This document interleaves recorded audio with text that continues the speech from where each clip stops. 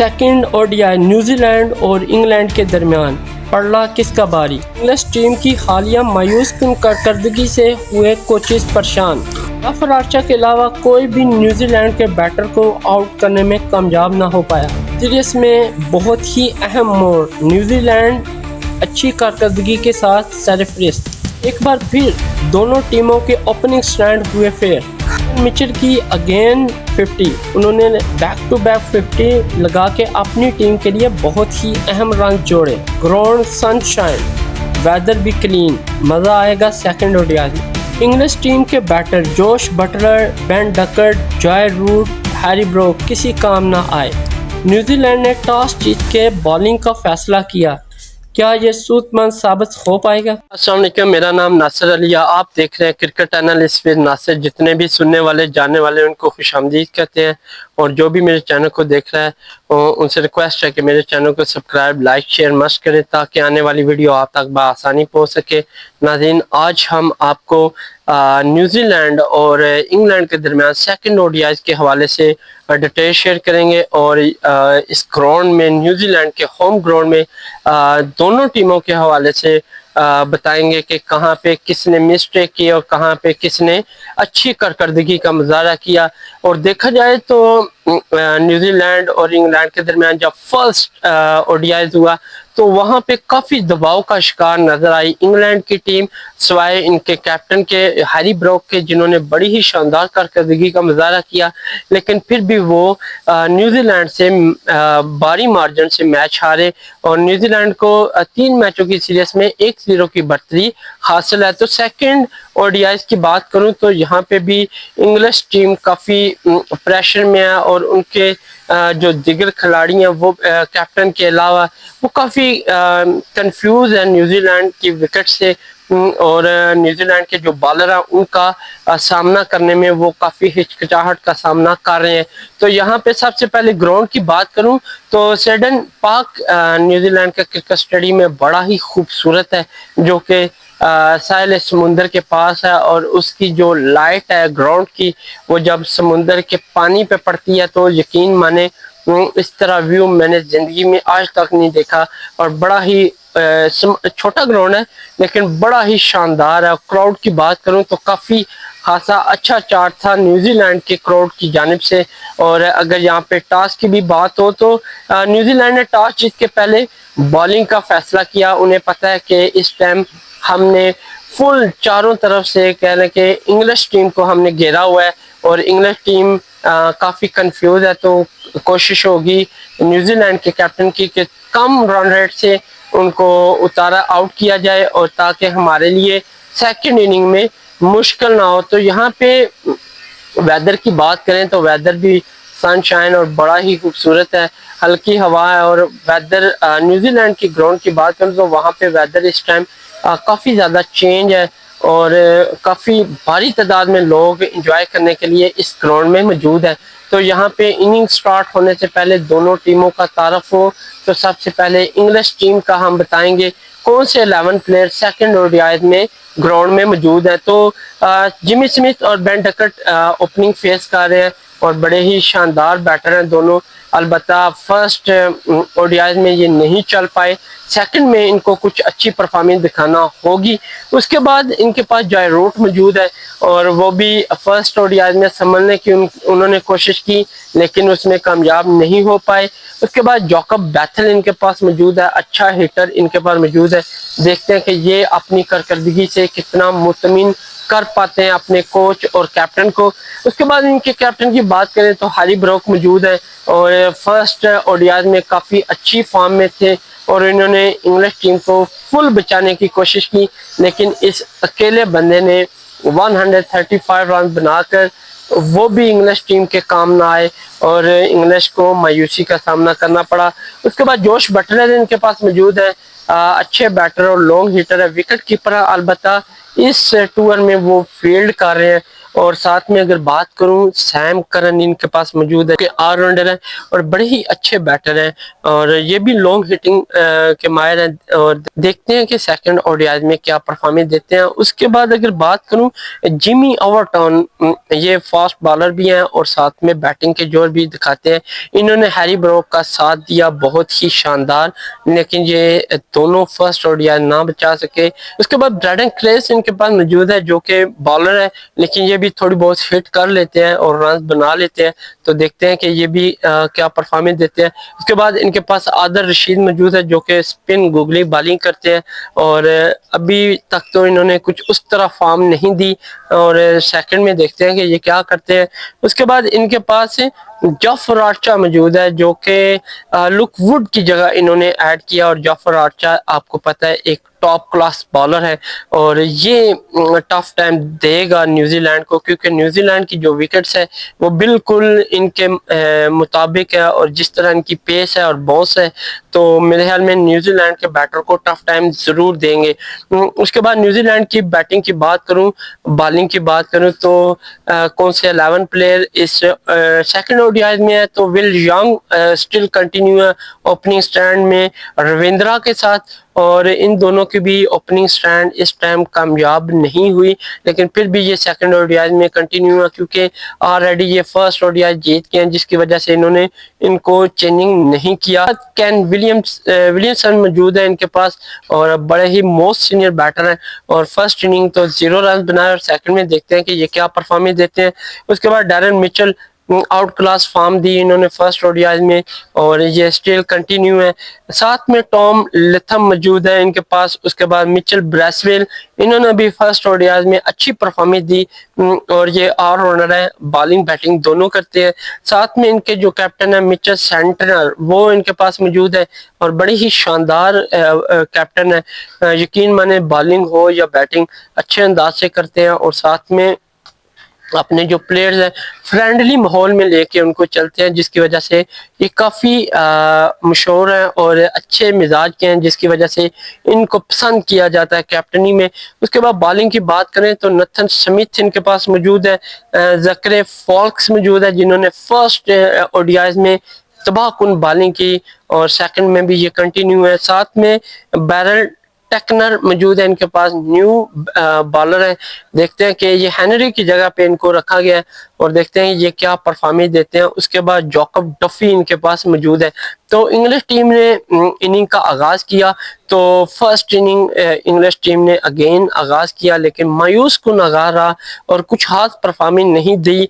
कह लें कि मसलसल न्यूजीलैंड के बॉलरों का दबाव इनके ऊपर हैवी है और ये उसको दबाव को कम करने के टोटली नाकाम रहे हैं। और अगर ओपनिंग बात करूं जेमी स्मिथ और बेन डकट की, तो इन दोनों के साथ इनिंग का आगाज हुआ और बेन डकट 1 रन बनाकर जॉकब डफी की बात पे पवेलियन लौटे। यूं 3 स्कोर पे पहला खिलाड़ी इंग्लैंड का पवेलियन लौटा।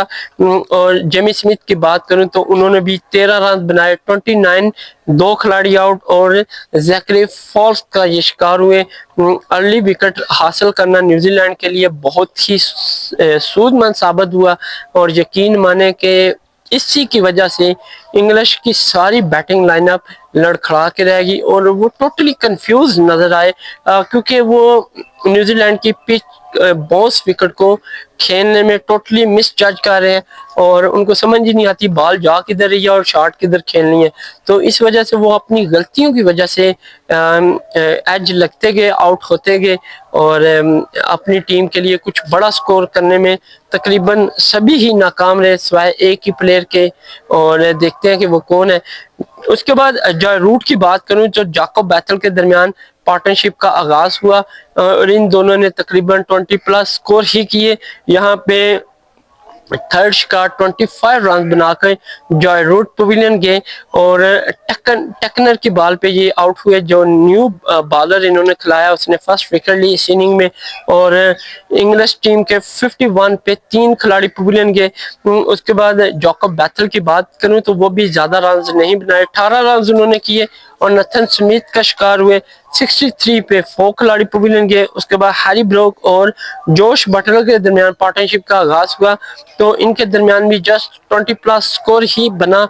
तो यहाँ पे डिसमिसल हुए जोश बटलर, जो कि फर्स्ट ओडीआई में भी कुछ खास परफॉर्मेंस नहीं दी, और उसके बाद जोश बटलर ने जस्ट 5 रन बनाए और ये नथन स्मिथ का शिकार हुए। 81 पे इंग्लिश टीम के 5 खिलाड़ी पवेलियन लौट गए। उसके बाद अगर मैं बात करूं हैरी ब्रोक की, तो वो अकेले लड़ते रहे, लेकिन वो भी इस दफा लंबी बारी नहीं खेल सके। कब तक वो कैप्टन है, और वो एक तो तेज खेलते हैं और दूसरा वो कितना अपनी टीम को वर्क करके देंगे, क्योंकि दीगर खिलाड़ियों की भी जिम्मेदारी है। अभी भी अगर स्कोर बोर्ड की बात करूं तो 13-1, 25-18, 9 रन और कैप्टन 34 रन बना रहा है। यही कुछ होता है। अगर आप लोग परफॉर्म नहीं करेंगे, हालांकि कैप्टन नहीं करेगा, तो उसके बलबूते पे आप नहीं जीत सकते। ये टीम वर्क चाहिए जिसकी वजह से आप मैच जीत सकते हैं, अदरवाइज आपको नाकामी का सामना ही करना पड़ेगा।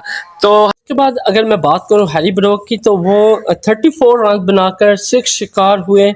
न्यूजीलैंड बॉलर मिचेल सेंटनर का 105 पे इंग्लिश टीम के 6 खिलाड़ी पवेलियन के। उसके बाद बात करूं तो सैम करन जिमी ओवरटॉन के दरमियान 38 रन की पार्टनरशिप हुई, जिसकी वजह से इंग्लिश स्कोर का थोड़ा स्कोर बोर्ड कुछ अच्छा हुआ, लेकिन वो ज़्यादा अच्छा करने में नाकाम रहे। और यहाँ पे डिसमिसल हुए सैम करन, जिन्होंने 17 रन बनाए, और मिचेल ब्रैसवेल का ये शिकार हुए। यूँ इंग्लिश टीम के 143 पे 7 खिलाड़ी आउट हुए। और उसके बाद जिमी ओवरटॉन की बात करूँ तो उन्होंने फर्स्ट ओडीआई में भी 46 रन बनाए, और अब सेकंड ओडीआई में भी उन्होंने 42 रन बनाकर एक अच्छी मिसाल कायम की। जहां पे उनके ओपनिंग मिडल ऑर्डर कामयाब ना हुआ, वहां पे जिमी ओवरटॉन ने 42 रन बनाकर उनको एक सबक दिया कि इस तरह हम खेलते हैं और खेलना चाहिए आपको। और यहाँ पे ये टेक्नर का शिकार हुए। अगर यहाँ पे बात करूँ ब्रैडन क्रेस की, तो 3 रन बनाए और बैरेट टेक्नर का ये शिकार हुए। उसके बाद जाफर आर्चर 2 रन बनाकर नॉट आउट रहे, और आदिल रशीद 9 रन बनाकर ये भी टेक्नर का शिकार हुए। तो यूँ इंग्लिश टीम का ओवरऑल स्कोर बोर्ड की बात करूँ तो उनका ऑल टीम 175 पे पवेलियन गई। ओवर की बात करूँ तो 36.1 ओवर ही इन्होंने खेले। और यहाँ पे न्यूजीलैंड के बॉलरों की जितनी तारीफ़ की जाए कम है। उन्होंने इनिंग में 2 रन एक्स्ट्रा दिए, और टॉप विकेट टेकर जो कि फर्स्ट चांस मिला सेकंड ओडीआई इंग्लिश के ख़िलाफ़ टेक्नर को, उन्होंने 4 खिलाड़ियों को आउट किया। उसके बाद नथन स्मिथ ने 2, और उसके बाद ब्रैसवेल, जैकब डफी और साथ में फाल्क्स ने एक एक खिलाड़ी को आउट किया। तो यूँ हदफ की बात करूँ तो 175 का हदफ कोई इतना ज़्यादा नहीं है, तो मेरे ख्याल में न्यूजीलैंड इसको अचीव कर पाएगा। लेकिन अदरवाइज़ न्यूजीलैंड को जस्ट एक ही बॉलर टफ टाइम दिया भी तो जाफर आर्चर, जो कि बड़े ही मोस्ट सीनियर बॉलर हैं, और उनकी बॉल जो है वो ज़्यादातर बाउंस और फास्ट है, जिसकी वजह से न्यूजीलैंड कीवी के बैट्समैन को खेलने में दिक्कत पेश आएगी। तो यहाँ पे विल यंग और साथ में रविंद्रा ओपनिंग स्टैंड पे आए और इस ताकत को चेस करने के लिए क्रीज पे मौजूद थे, और एक बार फिर इन ओपनिंग स्टैंड को मायूसी का सामना करना पड़ा। विल यॉर्क की बात करें तो विल यंग सिर्फ 0 रन बनाए और आते ही पवेलियन गए, जाफर आर्चर का शिकार हुए। उसके बाद रविंद्रा और केविन विलियमसन के दरमियान पार्टनरशिप का आगाज़ हुआ, और इन दोनों ने कुछ थोड़ी बहुत पार्टनरशिप दे के अपने स्कोर को हिट किया। 41 रन की इन दोनों के दरमियान पार्टनरशिप रही। और यहाँ पे केविन विलियमसन की बात करूँ 21 रन बनाकर वो जमी ओवरटॉन का शिकार हुए, और यूँ 42 पे न्यूजीलैंड के 2 खिलाड़ी पवेलियन गए। उसके बाद रविंद्रा और डायरन मिचेल के दरमियान जो पार्टनरशिप हुई उसने टोटली साबित कर दिया कि ये मैच अब इंग्लिश से निकल चुका है और टोटली न्यूजीलैंड के पड़े में जा चुका है और 100% जा चुका है। जी हाँ, इन दोनों के दरमियान पार्टनरशिप की बात करूँ तो 63 रन की शानदार पार्टनरशिप थी, और दोनों ने ही इस इनिंग में 50 स्कोर किया। जैसा कि रविंद्रा की बात करूं तो फर्स्ट ओडीआई में वो नहीं चल पाए, लेकिन सेकंड में उन्होंने 54 रन बनाए और वो डिसमिसल हुए। जाफर आर्चर की बॉल पे 105 पे न्यूजीलैंड के 3 खिलाड़ी पवेलियन गए। और उसके बाद अगर मैं बात करूं डेरन मिचेल और साथ में टॉम लिथम, इन दोनों के दरमियान पार्टनरशिप नहीं हो पाई और जस्ट 2 रन लिथम ने बनाए और आदिल रशीद का ये शिकार हुए। 112 पे न्यूजीलैंड के 4 खिलाड़ी आउट हुए। उसके बाद ब्रेसवेल आए और वो भी 5 रन बनाकर पवेलियन लौट के, और ये थर्ड शिकार जाफर आर्चर का हुए और 180 पे 5 खिलाड़ी न्यूजीलैंड के पवेलियन गए। उसके बाद एक बड़ी पार्टनरशिप कैप्टन और डेरन मिचेल के दरमियान लगी और इस पार्टनरशिप ने ना सिर्फ अपनी टीम का स्कोर बोर्ड बढ़ाया बल्कि मैच से भी हमकिनार किया और 100% मैच अपने पल्ले में लेकर गए और विन भी हुए। अगर मैं सेंटनर की बात करूं 34 रन बनाकर नॉट आउट है। डेरन मिचेल की बात करूं सेकंड ओडीआई में 56 रन बनाकर नॉट आउट रहे। तो यूं इन दोनों की पार्टनरशिप की बात करूं तो 59 रन की पार्टनरशिप रही। इन्होंने 175 के ताकम में बआसानी 5 विकेट के नुकसान पे इसको अचीव किया। ओवर की बात करूं तो 33.1 ओवर ही खेले और इन्होंने मैच विन कर लिया। इंग्लिश बॉलर्स की बात करूं तो जाफर आर्चर के अलावा कोई भी बॉलर कुछ हाथ परफॉर्मेंस नहीं दे सका। जाफर आर्चर 3 विकेट लेकर नुमाया रहे। उसके बाद आदिल रशीद 1, जिमी ओवरटन 1 और यूं मैच न्यूजीलैंड ने 5 विकेट से अपने नाम किया और सीरीज को भी 2-0 से अपने नाम किया और इंग्लिश टीम को मायूसी का सामना करना पड़ा। देखते हैं कि थर्ड ओडीआई में इंग्लिश टीम जीत के वाइट वॉश से बचने की कोशिश करेगा या फिर न्यूजीलैंड जीत के मुकम्मल वाइट वॉश करके अपना T20 का बदला लेगा। तो तब तक के लिए इजाज़त दें। अल्लाह हाफिज़, मिलते हैं नेक्स्ट वीडियो में।